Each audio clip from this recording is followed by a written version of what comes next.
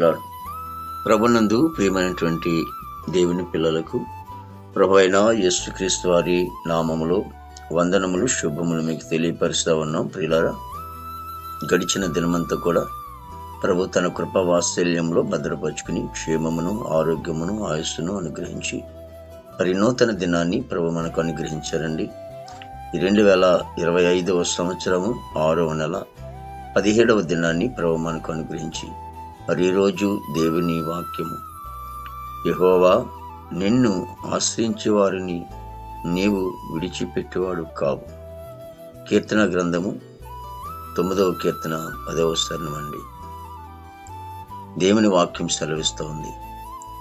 మరి దేవాది దేవుడు, మహోన్నతుడు, సృష్టికర్త దేవుడు మరి యేసుక్రీస్తు ప్రభు వారిని మరి ఆశ్రయించే వారిని ఎప్పుడు కూడా విడిచిపెట్టేవాడు కాదంటండి. ఎవరైతే ఆయన్ని ఆశ్రయిస్తారో ఆయనతో ఉంటారో, ఆయన అద్దుకుని నడుస్తూ ఉంటారు. ఒకవేళ ఎటువంటి పరిస్థితులు ఉన్నప్పటికీ కూడా ఆయన మనల్ని విడిచిపెట్టేవాడు కాదు. ఒకవేళ కష్టాలు కానివ్వండి, ఇబ్బందులు కానివ్వండి, సమస్యలు కానివ్వండి, ఆయన ఎప్పుడు కూడా విడిచిపెట్టేవాడు కాదు.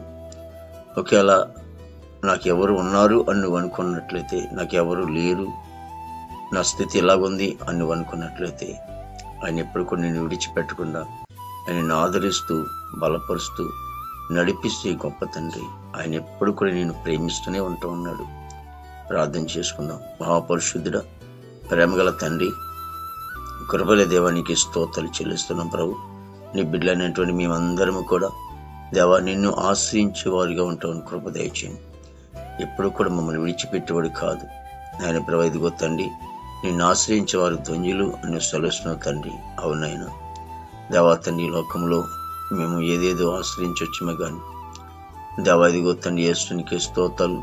వారైతే మమ్మల్ని మోసమే చేయొచ్చు, కానీ అయితే నువ్వు ఎప్పుడు కూడా మాకునైనా అయ్యా మా క్షేమాన్ని కోరుకుని గొప్ప తండ్రికి స్తోత్రాలు ప్రభు. ప్రతి కుటుంబాన్ని కూడా దీవించండి, ఆశ్రయించమని ప్రార్థించమనికి స్తోత్రాలు తండ్రి. కుటుంబంలో ప్రతి సమస్యలను కూడా విడుదల చేసి శాంతి, సమాధానం, ఐక్యత, ప్రేమ దయచేయండి. భారతదేశాన్ని మీరు దీవించండి, ఆశ్రయించండి. సరిహద్దులు సైనికులు మంచి వంతు నింపండి, నాయకులు అధికారులు మంచి వంతు నింపి, ఆర్మీ బృందానికి అందరినీ కూడా మంచి వంతు నింపండి. ఆయన దేవ ఉద్యోగస్తులందరూ కూడా మంచి వంతు నింపండి. దేవతని ప్రభావం మరి నేను యవన బిడ్డలందరిని బట్టి ప్రార్థించబోవు. చెడు వ్యాచ నుంచి దూరపరిచినైనా అయ్యా మంచి అరుగులు తినింపి నీతి మార్గంలో నడిపించండి. విదేశంలోని బిడ్డలందరూ కూడా మంచి వంతు నింపండి. చదువుకునే బిడ్డలకి జ్ఞానం ఇచ్చి ప్రభావం మరి ఆరోగ్యం ఇచ్చి ముందుకు నడిపించండి, బలపరచండి. బిడ్డలు స్కూల్కి వెళ్ళినప్పుడు వచ్చేటప్పుడు కూడా నీ కృపలో భద్రపరచండి. పనికి వెళ్ళే బిడ్డలు కూడా మంచి వంతు నింపండి. అయినా ఇదిగో తన యేసునికి స్తోత్రాలు. మా దేశ పాడి పండినంతను మీరు ఆశ్రయించి దీవించండి. ఆయన హాస్పిటల్లో రోగులు స్వస్థపరచండి తండ్రి. ఆయన అనేకమైనటువంటి బలహీనత కలిగి ఉన్నటువంటి వారు ఉన్నారు.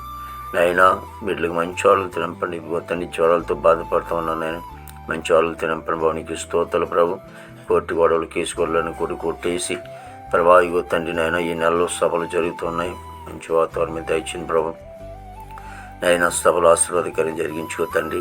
రక్షణ లేని వారి రక్షణ, మారు మనసులోని మారు మనసు, గృహం లేని వారి గృహము, దేవతని వివాహం లేని బిడ్డలకి వివాహం దయచేయండి. గర్భఫలం లేని వారి గర్భం దయచేయండి. గర్భిణీ శిశువుకి డెలివరీ దయచేయండి. తల్లి బిడ్డ కూడా క్షేమ దయచేయమని ప్రార్థించడానికి స్తోత్రాలు చెల్లిస్తున్నాం ప్రభు. గొప్ప దేవునికి వందలు. ప్రతి సేవకులను కుటుంబాలు దీవించండి, ఆశ్రయించండి. బిడ్డలను, సంఘాన్ని, పరిచయం అంతను కూడా దీవించండి. ఈ దినమంతా కొన్ని విశేషమైన కృపతో నింపి నీ నామానికి మాత్రం మహిమ తెచ్చుకోండి. యేసుక్రీస్తు వారి దివ్యమైన నామములో అడుగుచున్నాం తండ్రి. ఆమేన్.